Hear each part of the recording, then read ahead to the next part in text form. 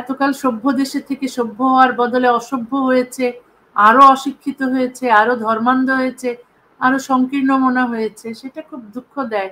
আপনি যেই স্বপ্নের কথা বলছেন, আপনি দেখেছেন ডক্টর আলী রিয়াজের যে সংবিধানের যেই সংস্কার প্রস্তাবগুলো তারা চূড়ান্ত করে এনেছে, সব রাজনৈতিক দল সেখানে স্বাক্ষরও করেছে, সেখানে তো আপনার স্বপ্নের ছিটে ফোটাও নেই, কিছুই নেই।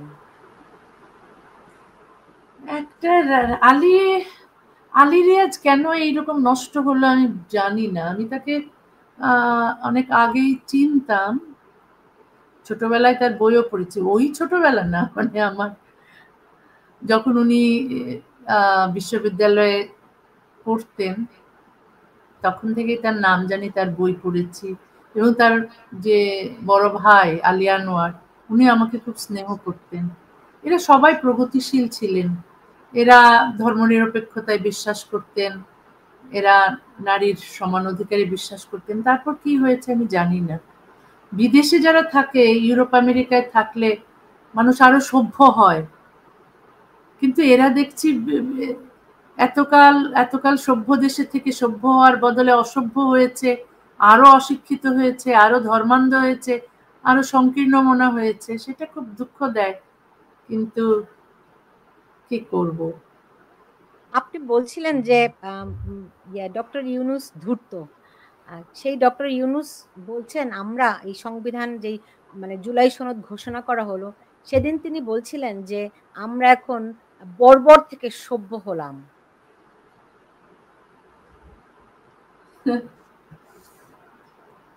এখন আমি বলছি না যে মানুষ খুব সভ্য ছিল আগে, কিন্তু এটা তো নিশ্চিত যা আমরা দেখেছি যে একেবারেই সভ্যতার লক্ষণ নয়। আমরা দেখেছি বর্বরতার চূড়ান্ত রূপ, যে যার ইচ্ছে যাকে ইচ্ছে মেরে ফেলছে, কোনো কারণ ছাড়াই মানুষকে জেলে নিয়ে যাওয়া হচ্ছে, বন্দি করা হচ্ছে, জঙ্গি জিহাদিদের জেল থেকে মুক্ত করা হচ্ছে।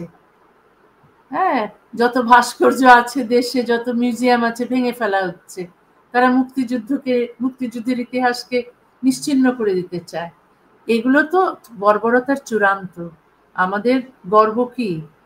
বাংলাদেশ নামের একটা নতুন দেশের গর্ব তো মুক্তিযুদ্ধ, ভাষা আন্দোলন, তারপর আমরা যা এই দেশের যে ৭২-এর সংবিধান আমরা রচনা করেছি, যেটা আমাদের গর্ব, সেগুলোকে মুছে ফেলা, সেগুলোকে উড়িয়ে দেওয়া, আর আমাদের ইতিহাসের যে গর্বের দিক ছিল সেগুলোকে নিশ্চিহ্ন করে দেওয়া, এগুলোই তো বর্বরতা। তিনি যা ইচ্ছে তাই বলেন, কিন্তু মানুষ তার বিশ্বাস করবে না। মানুষ একবার ভেবেছিল, সেই জুলাইয়ে ভেবেছিল যে, আর অগাস্টের শুরুতে ভেবেছিল যে ইউনুস সাহেব তো বেশ নোবেল প্রাইজ শান্তিতে পেয়েছেন, তিনি বোধহয় শান্তি আনবেন দেশে। তিনি শান্তির বদলে তো অশান্তি এনেছেন। এখন দেখা যাক, আমরা বসে আছি নির্বাচনের জন্য। তিনি নির্বাচন আদৌ দেবেন কিনা জানি না, কিন্তু যদি দেন তাহলে হয়তো দেশের অবস্থা আবার একটু ভালোর দিকে যেতে পারে। অন্তত এই মব সন্ত্রাসের জঙ্গি জিহাদির তাণ্ডব থেকে তো মানুষ মুক্তি পাবে। আপনি বলছিলেন যে নির্বাচনের জন্য যে অপেক্ষা করছেন সেখানে একটা মুক্তিযুদ্ধের দল সরকার গঠন করুক, ক্ষমতায় আসুক, নির্বাচিত হোক। তো দেশে মুক্তিযুদ্ধের দল এখন কাদেরকে আপনি দেখেন? না, জামাতে ইসলামী ছাড়া, জামাতে ইসলামী যেহেতু ওই দেশদ্রোহীদের মধ্যে আছে, রাজাকার, আলবদর, আল শামস, এগুলো জামাতে ইসলামীর মধ্যেই আছে। এবং জামাতে ইসলামী যেহেতু এই দলটা মুক্তিযুদ্ধে মুক্তিযুদ্ধে বিশ্বাস ছিল না তাদের, তারা পাকিস্তানপন্থী লোক, জামাত ইসলামীর লোকেরা। এখন তারা নানা কথাই বলতে পারে, কিন্তু আমরা তো ইতিহাসটা জানি, তাদের ভূমিকা কি ছিল, ধর্মান্ধদের ভূমিকা কি ছিল, এই ইসলামিস্টদের ভূমিকা, জেহাদিদের ভূমিকা, জামাতিদের ভূমিকা কি ছিল আমরা জানি। সুতরাং তারা ছাড়া আর সব দলকেই আমি মুক্তিযুদ্ধের পক্ষের দল বলি। তারা হয়তো তারা হয়তো অনেকটাই বদলে গেছে, সেইভাবে মুক্তিযুদ্ধের পক্ষে কথা বলে না হয়তো, কিন্তু তাদের আমি মনে করি আর বাকি সবাই মুক্তিযুদ্ধের পক্ষের দল। জি, এখন আপনি আজকে শেখ হাসিনার সাক্ষাৎকারটি পড়েছেন, কেমন লেগেছে তার সাক্ষাৎকারটি? হ্যাঁ, আমি কিছু পড়েছি। সেটা হলো তিনি অস্বীকার করছেন যে তিনি পুলিশকে গুলি করার অর্ডার দেননি। যদি না দিয়ে থাকেন, আমরা তো জানি কারা এতগুলো মানুষকে খুন করেছে। যারা পুলিশদের খুন করেছে তারাই ওই ছাত্রদের, শিশুদের খুন করেছে। কারণ আমরা কিছু মানুষকে দেখেছি যে হঠাৎ কোত্থেকে এসে গুলি লাগলো, পড়ে গেল। তারা যে পুলিশ যে সেগুলিগুলো করেনি সেটা তো আমরা বুঝতেই পারি, মানুষ বুঝতে পেরেছে।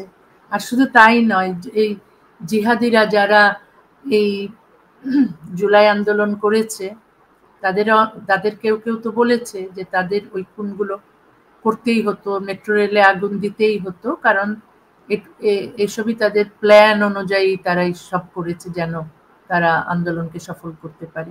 সুতরাং তারাই স্বীকার করেছে যে তারা ওই ভায়োলেন্স গুলো করেছে। হ্যাঁ, সুতরাং তাদের মধ্যেই হয়তো লোক ছিল যারা যারা এরকম মানুষ খুন করেছে। সুতরাং কি হবে, দেখানোর জন্য, যা দেখো সরকার কত ছাত্রদের খুন করছে। সুতরাং মানুষ যেন শেখ হাসিনার উপর আরো বিরক্ত হয়, আরো বেশি ক্রোধ যেন তাদের জাগে, তারা যেন শেখ হাসিনার পতনের জোর দাবি চালায়। সেই জন্য ওটা বিরোধীদের বা ওই জঙ্গি জিহাদিদের প্ল্যান হতেই পারে, তারা নিজেরাও স্বীকার করেছে।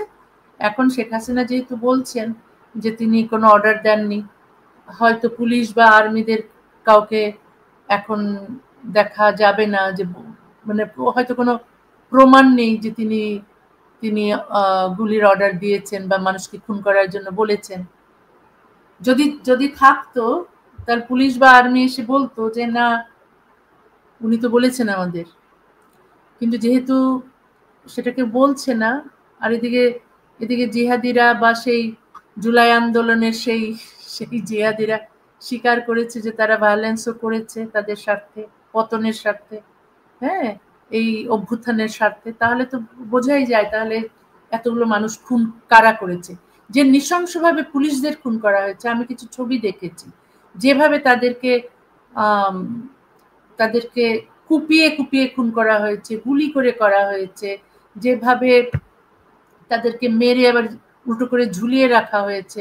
এত নৃশংসতা যারা করতে পারে, হ্যাঁ, তারা তো মানুষ খুন করতে তাদের কোনো অসুবিধা হবে না, তাদের জেতার জন্য, এই সরকারের পতনের জন্য। এটা তাদের প্ল্যান ছিল। সেই যে মেটিকুলাস প্ল্যানের কথা বলেছে, এগুলো তো প্ল্যানেরই অংশ হতে পারে। সেটা এতে অবাক হওয়ার কিছু নেই। এমনিতে ওভারঅল শেখ হাসিনার সাক্ষাৎকারটি কি বুঝলেন? বাংলাদেশে এখন শেখ হাসিনার সাক্ষাৎকার নিয়ে একটা বেশ শোরগোল পড়ে গেছে, আপনি জানেন। শোরগোল কেন? নানান কারণে। প্রথমত একজন সাংবাদিক আছেন খালেদ মহিউদ্দিন, আমি জানি না আপনি ওনাকে চেনেন কিনা। হ্যাঁ, নাম শুনেছি, দেখেছি। উনি বলেছেন যে যদি তাকে জেলেও নেওয়া হয় তবু তিনি, শেখ হাসিনা যদি তাকে সাক্ষাৎকার দিতে চান তিনি নেবেন। এই নিয়ে তার যারা সমর্থক, তার যারা ভক্তকুল কিংবা জুলাই আন্দোলনকারী, তারা তীব্র প্রতিক্রিয়া জানাচ্ছে যে কেন প্রতিক্রিয়া জানাবে? একটা সাংবাদিকের রাইট আছে যে কারো সাক্ষাৎকার নেওয়া। এতে তো আর এখন শেখ হাসিনা কি ভাবছেন, কি করবেন ভবিষ্যতে, কি চাইছেন, এগুলো তো খুব জানা মানুষের জন্য জরুরি, মানুষের আগ্রহ থাকবে। সুতরাং তার সাক্ষাৎকার নিলে সেটা জনগণ শুনবে, বা এটা যদি লিখিত সাক্ষাৎকার থাকে তাহলে পড়বে।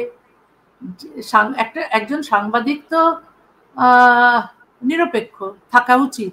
যদিও আমাদের দেশে আমি দেখি যে সাংবাদিকরা মোটেও নিরপেক্ষ নন। যখন যে সরকার আসে তাদের বেশ তাদের কাছে গিয়ে তাদের প্রশংসা করতে ব্যস্ত থাকে। এইগুলো হচ্ছে নিরপেক্ষতা। সাংবাদিকরা নিজেদের নিরপেক্ষতা এত নষ্ট করেছে, নিজেদের রেপুটেশন এত নষ্ট করেছে, সেই জন্য জনগণ ভেবে নিয়েছে সাংবাদিকদেরও পক্ষ থাকা উচিত। যারা এটি বলছে তাদের কারণে এই খালেদ মহিউদ্দিনই ছাত্রলীগের যেই প্রেসিডেন্ট সাদ্দাম হোসেন একদম শুরুর দিকে ধরেন গত গত বছর জুলাইয়ের মানে সেপ্টেম্বর অক্টোবরের দিকে খালিদ মহিউদ্দিন সাদ্দাম হোসেনের ইন্টারভিউ নেননি, কারণ তাকে নাকি আইনি ভাবে মামলা দেয়া হবে, তাকে উপর হুমকি দেয়া হয়েছে। তিনি তখন নিউ ইয়র্কে ছিলেন, কিন্তু তিনি সাক্ষাৎকারটি নেননি আইনি অজুহাত দিয়ে। এখন আবার তিনি বলছেন তিনি কোনো আইনি মানবেন না, তিনি শেখ হাসিনা তাকে সাক্ষাৎকার দিলে তিনি সাক্ষাৎকার নেবেন না। এই নিয়ে তার মানে বিশেষ করে যারা যারা তার সমর্থক তারা জুলাইয়ের সমর্থক আর কি। আচ্ছা, তারা চাইছে না যে তিনি শেখ হাসিনার সাক্ষাৎকার নিন।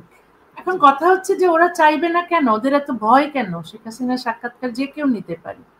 শেখ হাসিনা অনেকদিন সাক্ষাৎকার কাউকে দেননি, হয়তো ফোনে কথা বলেছেন মানুষের সঙ্গে, তার দলের লোকদের সঙ্গে, কিন্তু আমরা এরকম পূর্ণ কোনো সাক্ষাৎকার শুনিনি।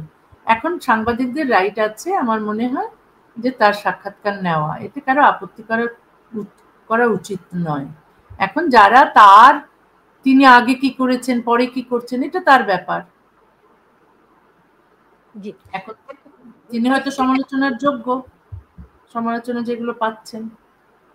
যাই হোক, আমি মনে করি সবারই সব সাংবাদিকেরই অধিকার থাকা উচিত যাকে ইচ্ছে তার সাক্ষাৎকার নেওয়া, এবং ইচ্ছে না হলে কারো সাক্ষাৎকার না নেওয়া। একটা সাংবাদিক মানেই এই নয় যে তার পছন্দ না হলেও তিনি সব সাংবাদিকদের সাক্ষাৎকার নেবেন।